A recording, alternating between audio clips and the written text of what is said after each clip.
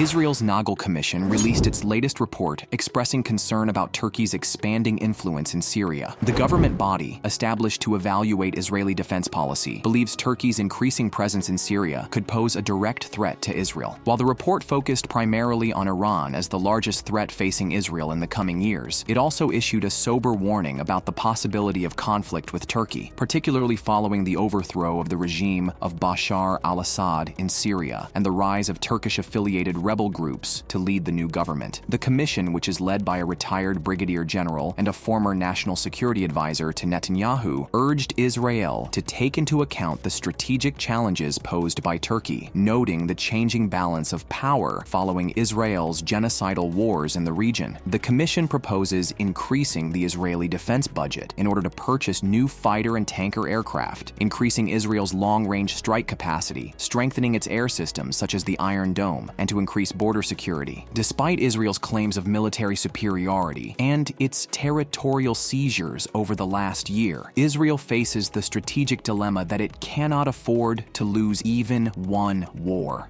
During a press conference, President-elect Donald Trump stated U.S. control of Greenland, the strategically important Arctic island, was an absolute necessity. The global media went into a tailspin with the suggestion. Trump's pick for National Security Advisor, U.S. Congressman Mike Waltz, added, "This is about critical minerals. This is about natural resources. This is about, as the polar ice caps pull back, the Chinese are now cranking out icebreakers and pushing up there as well. So it's oil and gas. It's our national security." Greenland already houses a U.S. military base, the Patuxent Space Base, which is part of Washington's missile early warning system, as well as offering space surveillance and satellite command. With the polar ice melting, the northern trade route is opening up, which is also creating access to mineral deposits. These justifications would indicate that Trump's remarks regarding Greenland are not off the cuff. Rather, they indicate that serious conversations are taking place in U.S. defense and national security circles about taking over the territory, with the U.S. already having access to the island, and with Denmark, a NATO member. It remains to be seen if Trump will follow up on this position, as he has a tendency to make outlandish remarks with little follow-up.